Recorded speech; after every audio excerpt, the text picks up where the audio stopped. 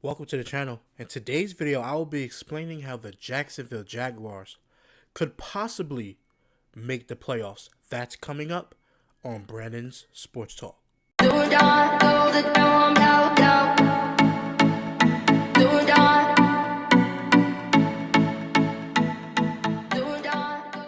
Welcome to the channel, guys. Hope everybody's having a great day. Now, I know you guys are probably wondering, how can a team that went 3-13 make the playoffs? The Cowboys did it last year when they were 4-12. When they 2016, 2015 when they were 4-12. 2016 they went 13-3. How the opposite number of this team, but last season the Jacksonville Jaguars went 3-13, and a lot of people are wondering how they can make the playoffs. Now, me, in my opinion, it starts with the quarterback position, because with every NFL team that you have, it starts off with the quarterback position. Now, Blake Bortles needs to step up. Tom Coughlin, who's now, I think he's the president of football operations for the Jacksonville Jaguars, said that Blake Bortles needs to step up with his team. He needs to step up, and in my opinion, he does, or he will be out. And he could, because Tom Coughlin is not completely sold on Blake Bortles, and I'm not either. He can have a good year, he can have a down year. But I just think that Blake Bortles really needs to step up if he wants to be the guy in Jacksonville. Certain guys may not just want to be the guy in Jacksonville, but if I'm Blake Bortles and I see I have this opportunity to turn this franchise around, he needs to improve. He needs to work on, just work on getting the ball to his receivers more this year. As I will tell you guys his stats and go down stats, as I go along. But let me start off with the head coach, because a lot of people are gonna say it's just not the quarterback. They have to have a head coach as well too. I get it. I understand that. Gus Bradley was a defensive minded coach. To me, in my opinion, when you draft a quarterback and you have a defensive head coach that did not do well the 2 seasons before that quarterback got there, there's a problem with that. Now, they got rid of Gus Bradley last season, and they brought in Doug Marrone. Doug Marrone was actually the head coach of the Buffalo Bills that had that, amazing defense. They had amazing players like Marcel Darius and other players like that when they had like 56 sacks in 2014. So he had that defense, he ran a 4-3 defense and had that defense. So I think that with this team and this defense that I'll explain later on in the video, that this team has what they did in the draft and what they did in free agency. I think that this team has a stout defense that he can focus more, because the defense is set. He can focus more on Blake Bortles and the offense. He is all, like I said, he's an offensive minded head coach. He's offensive minded head coach, whatever. He was offensive coordinator. So I just think that having him focus more on Blake Bortles, I think that's a good thing, and will help Blake Bortles to be a better quarterback for this team. Now, they drafted Leonard Fournette in this year's draft. To me, he's from LSU. Leonard Fournette can be a solid 3-down running back for this team. And mind you, last year they had Chris Ivory they took it from the New York Jets in 2015. After being with the Jets in 2015, he came to the Jacksonville Jaguars and signed that 5-year, I think $30 million deal. Now, in my opinion, because they drafted Leonard Fournette, I think Chris Ivory, he is probably going to be the backup. Now, if they have a solid 3-down running back, Chris Ivory being being the second running back on his team that can go in the 4th down and be that guy to push the chains along, just in case if they go for like on a 4th inches or 4th and 1. I think that this running back duo will be good for this Jacksonville Jaguars team. Leonard Fournette, he was a good player at LSU. I thought he should have came out to the draft in 2015, because I did watch some games with him and he was amazing. I think he's going to be really good in this league. Now, the Jacksonville Jaguars offensive line is not that great. I don't even think they're top 10, but they believe in their center, as they signed him to a 5-year, I think $54 million deal if I'm not mistaken. So he's their franchise center. He's like the highest paid center in the league. So I think that by locking up their center and improving the O-line as time goes on in the draft and free agency next year, I think this team will really be like a solid contender. But this year, we're going to take it one step at a time. Now, they drafted Leonard Fournette, and they still have Chris Ivory. Now, Allen Hurns Allen Hurns and Allen Robinson are number 1 and number 2 wide receivers for this team.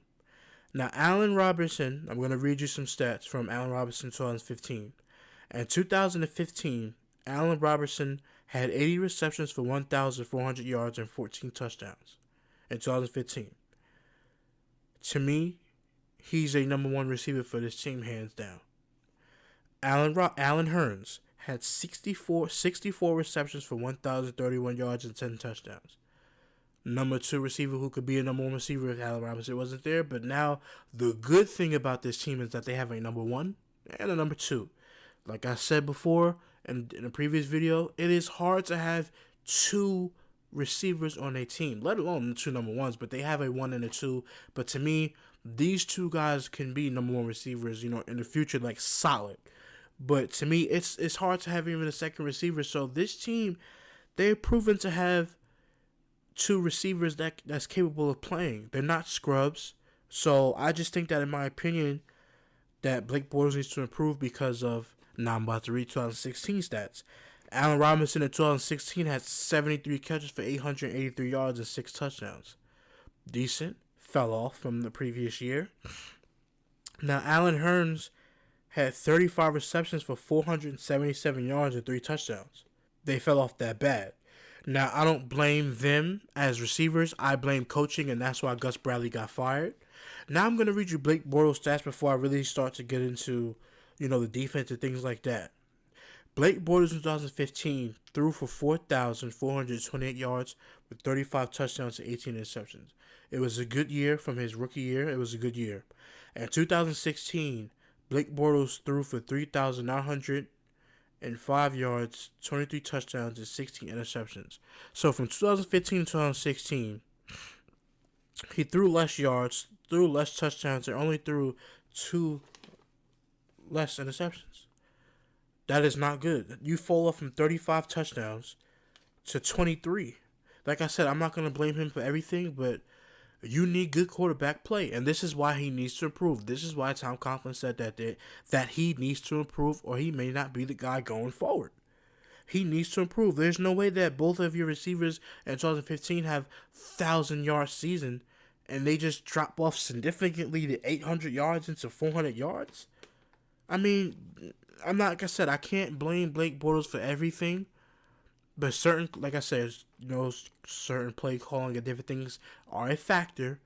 But I just can't see that these receivers were just terrible, because I don't think they're terrible. I think they're good receivers that legitimately are a threat, a combo package at receiver. Now let me go back to the draft. They drafted Leonard Fournette. They have Chris Ivory. They have 2 running backs. They have 2 receivers. Blake Bortles needs to improve at the quarterback position. Now, they drafted D.D. Westbrook from Oklahoma. D.D. Westbrook can be a great slot receiver for this team. They still have Marquise Lee, who was a slot receiver last year. I think D.D. Westbrook will come in from Oklahoma, who was drafted in the 4th round. I think that he can be, I think it's the 3rd or 4th round, because he fell down because, now let me make this disclaimer, I don't talk about anybody having problems off the field on my channel. I'm keeping it clear like that. D.D. Westbrook he's dealt with off the field issues that I feel like I said, I don't give up on nobody. I don't doubt anybody. So if he can, get himself together and get on that field and do what he has to do and stay out of trouble, he will be a great slot receiver for this team. They drafted him for a reason. I know they're on a no-tolerance policy with him, but at the same time, I think he's going to come in, and I think he's going to do good for this team. I'm rooting for him. So, like I said, D.D. Westbrook from Oklahoma, he'll be a good slot receiver in my opinion. If, all the off-the-field issues are cleared up and different things like that. Now, moving on to the defensive side of the ball, Deshaun Gibson that they added in 2016 from the Cleveland Browns was a good free safety, and I feel like that's why he left, because the Cleveland Browns weren't doing so hot, and he came to Jacksonville. He got paid or whatever, but I just think that Deshaun Gibson, that free safety for this team, is good. They added him last year. He has a full season under his belt with the 4-3 defense. Now, Barry Church, they added Barry Church from the Dallas Cowboys. I think that he is a good, strong safety when he is healthy. He has to remain healthy to be a good, strong safety and to be a leadership for this secondary because he has the most experience out of the secondary that I'll be bringing up in just a second. But they have Deshaun Gibson, Barry Church coming in, strong safety. They signed him on a deal, 4-year deal, I think, or a 3-year deal. Now, the free agent pickups, along with Barry Church, was A.J. Boye. Now, A.J. Boye stepped up in the playoffs he was with the Houston Texans. He's the cornerback. A.J. Boye, in my opinion, can be a top 5, right now. To me, he is probably a top 15 corner right now, top 10, I would say. But later on in his career, about 2 years from now, if he really continues to go on the pace that he's going, he can be a top 5 corner in this league. Now, along with A.J. Boye, they still have Jalen Ramsey, who they drafted in 2016 with the number 5th pick. Now, Jalen Ramsey last season had 65 tackles for 2 interceptions. Now, Jalen Ramsey, as being reported, the team is just calling it a core muscle injury. And he starts the season on the PUP list. Physically unable to perform. That's what PUP means. Physically unable to perform list. Now, in my opinion, they need to take it slow. That's their number 5th pick in the first round from 2016. He needs to take it slow. Give him all the time in the world. If he has to start the season 6 weeks off of the team, let him do that. Let him just gradually get back in. Do not rush it. Do not rush bringing him back, because if you rush it and y'all bring him, and if he needs to not rush it either, because if he rushes it and he rushes the process of coming back and gets hurt again, it can really be a detriment to the defense. Now, with A.J. Boye, who stepped up in that playoff game with the Houston Texans against the Oakland Raiders, they have A.J. Boye, who's a good corner, in my opinion, who's growing to be a top 5, and A.J. Boye, Barry Church, Deshaun Gibson, and now Jalen Ramsey. That secondary, to me, in my opinion, is unbelievable, depending on what Jalen Ramsey can do. But I feel like coming off injury, having a core muscle surgery, but I think that this secondary is improved, and I think the secondary will do good things this coming season. Now, let me talk about the defensive line. They have Malik Jackson, who won a Super Bowl with the Denver Broncos in 2015. He did not play well in 2016 for this team. He needs to show up this year. Now, let me not be so harsh. He did go from a 3-4 defense to a 4-3 defense. And in my opinion, I just think that going from a 3-4 to a 4-3 can be difficult. But now that he has a year under his belt in this 4-3 defense, next year he needs to step up, because all that money that they gave him, it is unbelievable that he didn't show up like he was supposed to. But I think that he will improve this year, and he will step up. And if he doesn't, they might trade him next year. But it's the truth. Hey, listen, if you don't do good, you up and out of there. So, but like I said, I don't doubt nobody. Hopefully he improves. He's a good defensive tackle. Him and Von Miller was bringing pressure to Cam Newton in the Super Bowl. He's a good defensive tackle. Let me not make it seem like he's not good. He's a good defensive tackle. So I'm gonna put it in that aspect.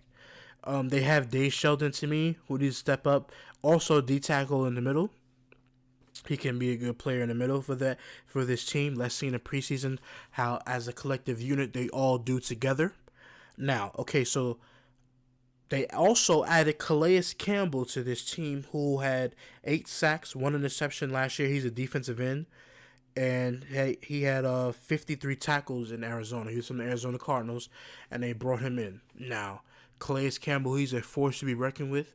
Bringing pressure to the quarterback is just unbelievable. So having Calais Campbell on a defensive end, on this defensive line, having Malik Jackson, having Dave Sheldon,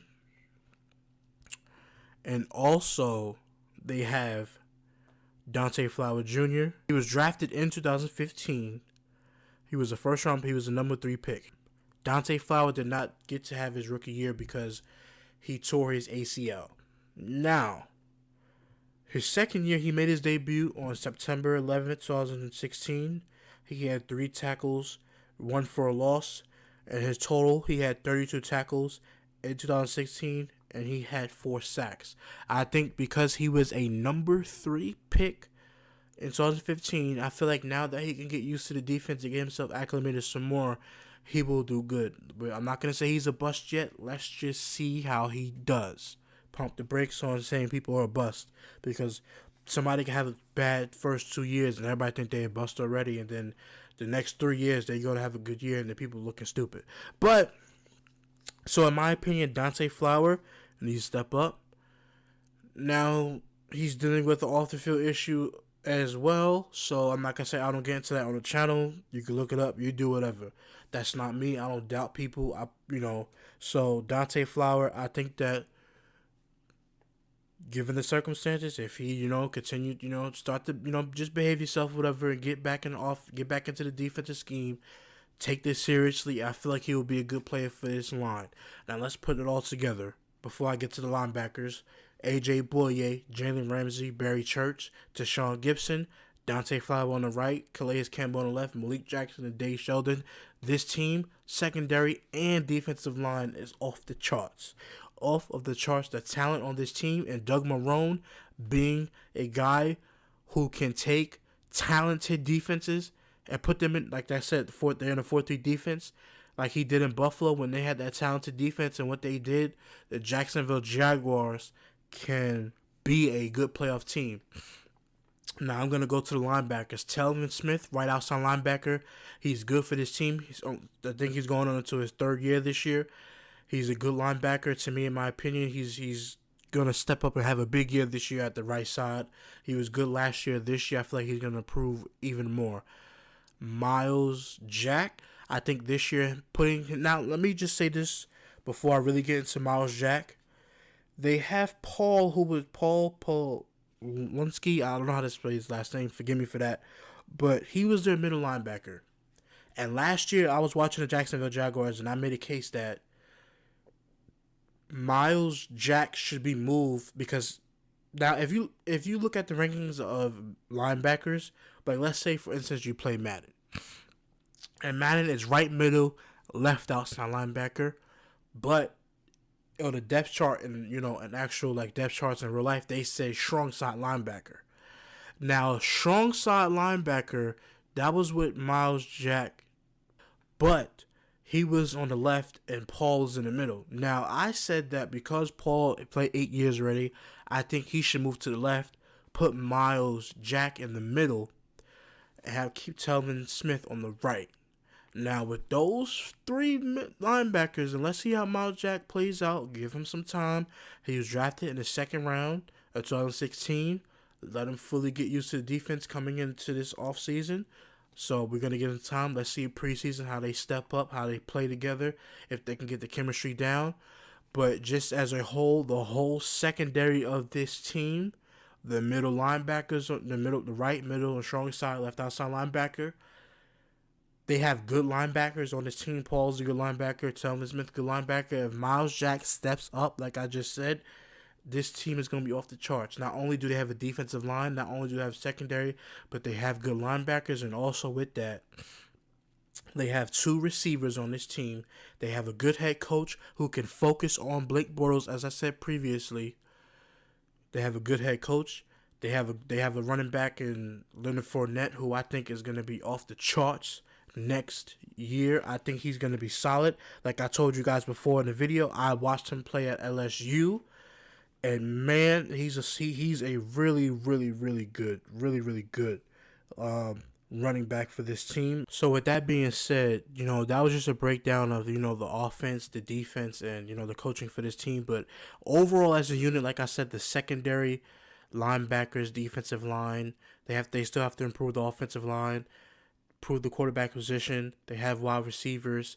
Hopefully they sign tight end Gary Barnidge off the free agency market, because he got released from the Browns after the Browns drafted their tight end, and this team needs a tight end. They signed Michael Rivera, I think, from the Oakland Raiders, who played for the Raiders last season. So if they bring in Gary Barnidge, I feel like the whole offense will, be complete. The defense is already complete. Now the offense just has to step up. Blake Bortles has to step up, and that's what I said before. I feel like the head coach can focus more with Blake Bortles to get him ready for the season, and give him some a lot more attention that he really needs to make this team progress and go forward. So that was just my overall thoughts on the team. Hope you guys liked the video. Make sure you put a thumbs up. Make sure you subscribe to the channel. Until next time, guys, I'll be back with more content. But until next time, I'm out. Thank you.